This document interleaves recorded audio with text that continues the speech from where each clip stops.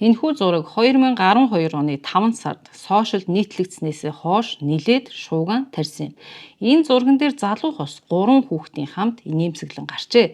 Тэд Хятадын Жансу мужийн Сүжөө хотод амьдардаг. Энэ зурагнаас харахад нөхөр нь өндөр хамартай, цайвар арьстай, нэг үгээр царайлаг залуу харагдана.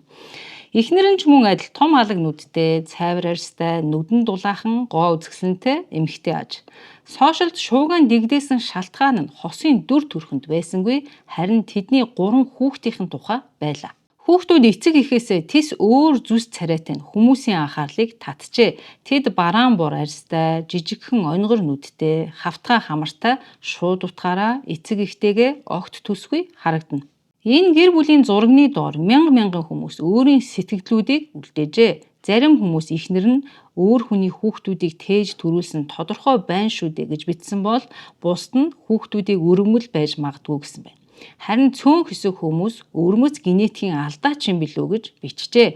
Нөхөр болох Жон Фан 1980 онд Хятадын Харбин хотод төржээ. Тэрээр бага наснаас л өндөр нуруутай, царайлаг, сурлах сайтай, дүлгүүн зантай хөвгүн байсан.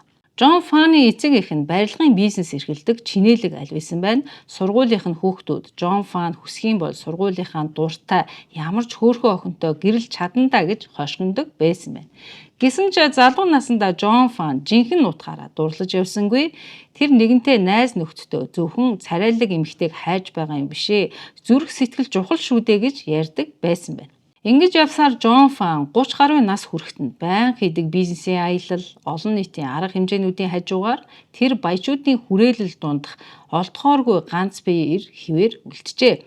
Харин энэ байдал нь 2010 оны намрын нэгэн үдш төгсгөл болсон юм. Тэр өдөр Жон Фан Сүжөө хотын нэгэн кафед сууж байгаад санамсаргүйгээр тэнд зөөгч хийдэг Айлан гэх эмэгтэйтэй танилцсан байна. Тэр мөчөөс эхлэн Жон Фан Айланд татагдсан юм. Айлан том дугуй нүдтэй, цэвэрхэн шулуун хамартай, шаазан шиг цагаан арьстай, өрөөг гэрэлтүүлж буй мэт намуухан инээмсэгэлтэй эмэгтэй байсан байна. Жон Фан тэр мөчийг зүрхэнд нь цахилгаан цагсан мэт мэдрэмж төрүүлсэн. Хизээч мэдрэхгүй дээ гэж бодож явсан нэгэн гайхалтай агшин хэмээн дүрслэн ярьсан байдаг. Тэр цагаас хойш кафе руу байнга очдог болж тэгтээ аль болох ойрхон ширээ захиалан сууж айлантай яриа өдөхийг хичээдэг болсон байна. Жон Фаны өөртөө итгэлтэй хэрнээ хүндэтгэлтэй ханддаг зан нь удалгүй Айланы анхаарлыг татсан. Тэд үерхэж эхлээд 6 сарын дараа гэрлэхээр шийдсэн байна. Найзууд нь тэдний хурмыг мөрөөдөл биелсэн мэт үлгэрийн мэт сайхан хосоо гэж тодорхойлж байлаа. Бүгд л тэднийг бол яахын аргагүй төгс сайхан хос. За бүр хүүхдүүд нь бүр багасаа л загвар өмсөгч болохоор үзэсгэлэнтэй төрхөн тодорхой шүү дээ гэж хойшгиндог байсан байна. Гэвч яг үнэндээ хүлээлт ирээдүйн эмгэнлийн нууцхан оч болжээ. Хурмынхаа эхний саруудад Жон Фан Айлан нарын амьдрал бусдын атаархлыг төрүүлж байв. Тэд Сүжөө хотын бизнес уулзалтуудад үргэлж хамтдаа гар гараасаа хөтлөлцөн хайрын харцаар бие биенээ харан оролцдог байлаа. Гэр бүл найз нөхд нь тэдний хүүхэдтэй болохыг сануулж эхэлсэн. За Жон Фан ч гэсэн гэртээ хүүхдийн инээд цангидахыг сонсохыг хүсэж байв. Гэтэл хүүхдийн тухай яриа гарах бүрд эхнэр Айлан зөөлнөр татгалцдаг байсан байна. За Жон Фан эхнэрээ зүгээр л хүүхдгүүгээр гэр бүлийн амьдралаа жаахан удаан таашаахыг хүсэж байгаа юм байна да гэж боддог байсан. Гэвч 1 жил гарын хугацаа өнгөрөхөд түүний хариулт өөрчлөгдсөнгүй. Айлан жирэмслэлт нь бэлэн биш гэж хэлсээр байлаа. Энэ нь Жон Фаныг улам бүр бодлуулж эхэлсэн юм. 30 гаруй настай, тогтвортой ажил мэргэжилтэй, аз жаргалтай гэр бүлтэй эр хүн хүүхэдтэй болохыг хүсэх нь аргагүй бөгөөд Жон Фан ч үүнээс ялгаагүй байв. Тэр Айланыг ятгаж ямар ч зүйл санаа зовох хэрэггүй гэж хэлдэг байлаа. Гэвч Айланы хувьд хүүхдүүдийн талаарх яриа бүрт төгшүүртэй мэдрэмж түүнд төрүүлж тэрээр шууд ярианы сэдвийг өөрчилдөг байсан. Тэд 2011 оны өвлийн нэгэн шөнө ширүүхэн маргалцсны дараа Айлан эцэстээ жирэмслэхийг зөвшөөрчээ. Жон Фан үүнээс болж хязгааргүй баярлаж тэд амьдралын нэгэн шинэ бүлэг эхлүүлэх гэж байна хэмээн итгэж байлаа. Жон Фан жирэмслэлтийн хугацаанд эхнэртэй халамжтай ханддаг байв. Тэр бүр Айланыг сэтгэл санаа тогтворгүй болж айш муутай мэт харагдах үед анхны жирэмслэлт их болох гэж байгаа эмэгтэй хүний хувьд хэвийн үзэгдэл гэж боддог байсан байна. Тэр хөөрхөн хүүхдээ үлгийдэн авахыг тесэн ядан хүлээж байлаа. 2012 оны 8 сарын 18-ны өдөр Сүжоо хотын элит давхаргийнхны эмэгтэйчүүдийн төрх эмнэлэгт Жон Фан төрх тасгийн гадна зогсож зүрхэнд хүчтэй зохлон догдлон байлаа. Энэ нь түүний анхны хүүхдээ үлгийдэн авах мөч байсан бөгөөд олон жил мөрөөдсөн агш нь байв. Дотроос шинээр төрсөн хүүхдийн уйлах дуу, яаран алхах совилгчийн хөлийн чимээ сонсогдсон нь түүний зүрхний цохилтыг улам түргэсгэв. Хэдхэн минутын дараа төрх тасгийн хаалга нэгдлээ. Совилгч нэмгэн үлгийд ороосон хүүхдийг тэрвэрч гарч ирсэн. Гэвч Жон Фан дөнгөж мэндэлсэн хүүхдийн царайг хараад л бүх ертөнц нь нуран унах мэт болжээ. Хүүхэд Жон Фаны сайхан төсөөлөлд үзэгдсэн шиг зүс царайтай байсангүй. Боб бур арьстай, жижигхэн онгор нүдтэй, хавтгай хамартай, нэмгэн жижиг уралтай байсан байна. Түүний болон эхнэр Айлантай нь ямар ч төстэй зүйл шин төрсөн хүүхдэд харагдсангүй. Жон Фан тэр даруй бодолд автаж совилгчаас олон асуултыг асуужээ. Яагаад ийм царайтай хүүхэд төрсөн юм бэ? Магадгүй совилгч өөр хүний хүүхдийг андуураад авчирсан юм биш байгаа. Эсвэл гений ямар нэгэн гажигтай төрсөн болов гэх мэтээр асуусан байна. За гэвч совилгч итгэл дүүрэн инээмсэглээд шинээр төрсөн хүүхдийн нүүрний онцлог бүр нь тодорхойгүй байдаг юм аа. Цаг хугацаа өнгөрж өсөж том болох тусам өөрчлөгдөнө гэсэн байна. Энэ үгийг сонсоод Жон Фан толгойд охин зөвшөөрсөн дүр үзүүлсэн ч дотроо хүүхдийн царайг огт хүлээн зөвшөөрч чадсангүй. Цаг хугацаа өнгөрөхөд тэдний хүү өсөж том болж байлаа. Жон Фаны хүснээр хүүхдийн царай зүс эцэг эхтэйгээ илүү адилхан болохын оронд харин ялгаа нь улам л тодроод байсан байна. Түүний жижиг нүд нь өөрчлөгдөөгүй хэвээр бараан арьсны өнгөн цайвар арьстай эцэг эхийнх нь хажууд улам ялгарч хавтгай хамар нь Жон Фаны хүссэнчлэн өндөр болсонгүй. Найзууд нь тэдний гэрт зочилж ирэхэд хүүхдийн царайг хармагцаа түр чимээгүй болоод сэдвээ шууд л өөрчилдөг болсон байна. Өгөрч дууссангүй. Нэгэн өдрийн үдээс хойш тэдний хөршин хашаанд нь тоглож буй хүүг нь харчаад энэ хиний хүүхэд вэ? Хажуу айлын хүүхэд юм уу гэж хоорондоо ярихыг Жон Фан санаандгүй сонсчээ. Эдгээр үг нь түүний зүрхийг зүсэх мэдрэмж төрүүлсэн. Заримдаа олон нийтийн газраар хүүхэдтэйгээ явхад нь Жон Фан танихгүй хүмүүсийн гайхсан харцыг анзаардаг байлаа. Зарим хүмүүс бүр хошигнож тэр үнэхээр таны хүүхэд мөн үү гэж асуудаг байсан байна. Магадгүй гэдэг хардлага түүний толгойд бодогдож байсан ч эхнэр Айлан жирэмсний үед их стресстэй байсан болохоор хүүхдийн царай төрхөнд нөлөөлсөн байж магадгүй гэж Жон Фан өөрийгөө тайвшруулдаг байсан байна. Ингэж бодох бүрд эхнэр хүүхэдтэй илүү хайр, анхаарал тавьж өөрийгөө буруутай мэтээр бодож нөхөн төлбөр хийхийг хичээдэг байлаа. Үүнээс 3 жилийн дараа буюу 2015 оны намар эхнэр Айлан дахин жирэмсэн болжээ. Энэ удаад Айлан ихэр хүүхэд ээж байсан. За энэхүү гайхалтай мэдээ гэр бүлийг нь бүгд нь баярлуулсан бөгөөд эмч ихэр хүүхэд гэдгийг эхогоор хараад батлсанд бүр давхар баяр дээр баяр болсон байна. Жон Фан 3 жил хүндүрлэж явсан сэтгэл нь тайтгарч өөртөө хэлсэн анхны удаа зүгээр л азгүй тохиолдол байсан. Харин энэ удаад бүх зүйл сайхан байх болно гэж хэлсэн байна. Жон Фан алдаа гаргахгүй тулд жирэмслэлтийн хугацаанд эхнэрийнхээ хоол тэжээлээс ахуулаад сэтгэл санааг нь тайван сайхан байлгах хүртэл маш нарийн анхаарч байсан. Тэрч байтугай жирэмсний хоол тэжээлийн мэрэгжилтэн, йогийн багш хөлсөлж төрөх эхрүүдээ эцэг эхийнхээ хамгийн сайн сайхан шинж чанарыг өвлөн төрнө гэдэгт найдаж байв.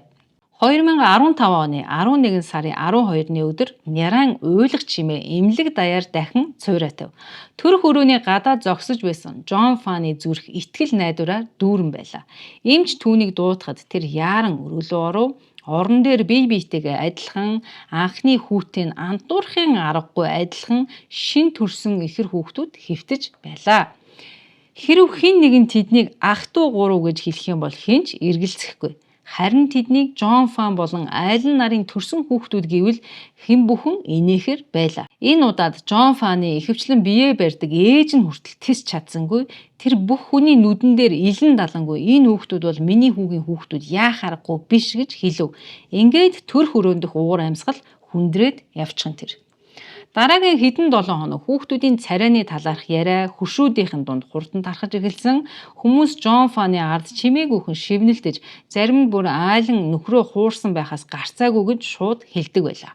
Өмнө нь хүүхдүүдийн тухайн сэдвээс зайлсхийдэг байсан ойр нотын найзууд нь одоо бүр гэр бүлийнхнийхэн талаарх сэдвээс ч зайлсхийдэг болжээ. Жон Фан хүүхдүүдийн өрөөний хажуугаар өнгөрөх бүртээ гүнзгий гутрал харуулсалт автдаг болов. Түүний хайр айжмаар тавгүй мэдрэмжээр солигдож эхэлсэн. Хэдийгээр тэр дуугүй байсан ч гэлээ дотор нь гомдол, итгэлээ алджээ.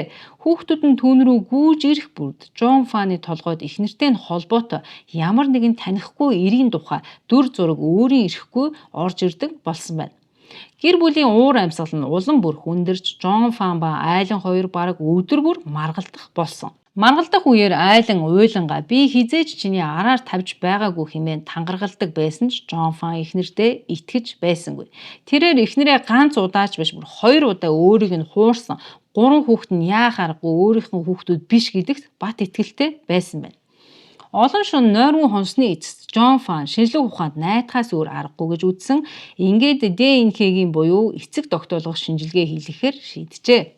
Тэр Шанхай дахь нэр хүндтэй лабораторитой холбогдсон 3 хүүхдийн ДНХ-ний дээжийг өөрийнхтэйгээ хамт явуулсан. Хүлээлт түгшүүрээр дүүрэн 1-7 хоног өнгөрсөн байна. Жон Фан үннийг хүсч байгаа ч гэлээ. Энэ үнэн хариу нь магадгүй түүний гэр бүлийг сүрүүлэх вэ гэсэн шаналлд түүнийг бас хүргэж байсан. Үр дүн бол түүнийг үнэхээр гайхшруулсан байна. 3 хүүхэд нь үнэхээр түүний биологийн хүүхэд мөн гэж ДНХ-гийн хариу гарсан бөгөөд 99% таарч байсан нь эргэлзээ төрүүлэхээргүй байлаа. Жон Фан өсрөн босч толгой нь эргэсэн. Хэрэв хүүхдүүд Жон Фаных байсан бол яагаад тэд түүнээс болон түүний эхнэрээс нь өөр харагдаж байсан юм бэ? Үнэн хариуг олж мэдсэн Жон Фан маш ихээр уурлаж эхнэртэй хандан тэгвэл манай хүүхдүүд яагаад хоёулантай нь адилхан харагддгүй юм бэ гэж эхнэрээсээ асуухад Айлан хэсэг чимээгүй байсны дараа нэгэн фото зураг гаргаж ирээд түүнд үзүүлсэн байна. Жон Фаны харцсан зураг дээр тусах тэр мөчн зүрхэн яг л зогсчих шиг болов. Зурагт бараан бураанчтай, онгор бүлцэн нүдтэй, баг зэрэг өргөн хавтгай хамартай, нэмгэн уруултай, баг зэрэг дали тийм ирүүтэй эмэгтэй зураг байв. Одоогийн эхнэр Айланы дүр төрхөөс нилээд зөрүүтэй харагдахаж. Түүний үс нь урт боловч бүдүүн ширхэгтэй, ширүүвтэр, инээмсэглэл нь урамгүй харагдана. Хамгийн зочирдом зүйл нь зураг дээрх эмэгтэй нүүр нь яг л 3 хүүхдийн дүр төрхтэй маш адилхан харагдсан байна. Жон Фан зураг ба хүүхдүүдийг хооронд нь харьцуулж цус харвах төгсөн бөгөөд харсандаа буюу нүдэндээ ч итгэж чадаагүй. Дараа нь Айлан нөхөртөө бүх үннээ илчилсэн. Тэрээр царай муутай төрсөндөө өөртөө үргэлжил сэтгэл дундуур явж ирсний дээр ангийнхан хүүхдүүд нь Айланыг үргэлж илэглэж шоолдог, царай муутай болохоор нь байнга дээрлэгдэг байсан байна. Тэр үргэлж гадаа төрхөө өөрчлөхийг хүсэн мөрөөдөж ирсэн. Ингээд олон жил мөнгө хуримтлуулсны эцэст Айлан $100,000 өртөгтэй гоо сайхны мис засал хийлгэжээ.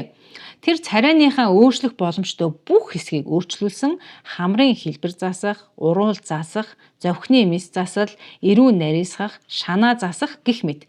Ингээд мис заслын дараа түүний дүр төрх төрсөн байдлаас шал өөр хүн болж хувирсан гин энэ бүх гоо сайхан төрхийг тэрээр олон жилийн доромжлол, шаналл, их хэмжээний мөнгөөр авсан бөгөөд өөрийнхөө урьдын амьдралыг тэр жигт нь булшлахыг хүсч нэрээ хүртэл Айлан болгож өөрчилсөн гэжээ.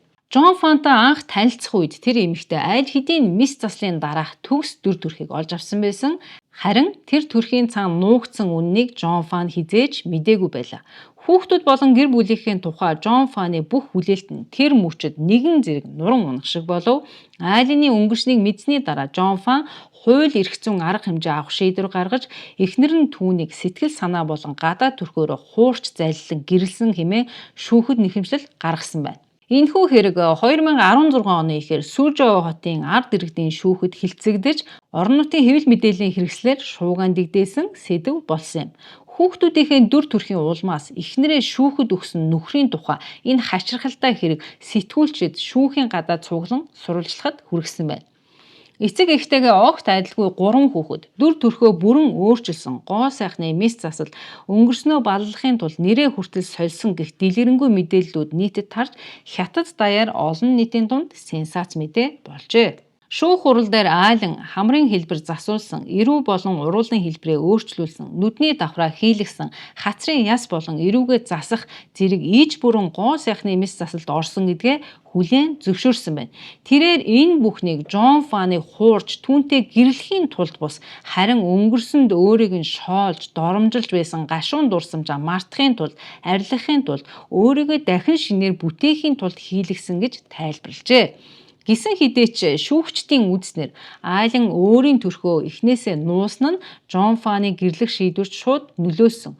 Үр дүнд нь Жон Фанд ихээхэн сэтгэл санааны хохирол учруулсан гэж дүгнсэн байна.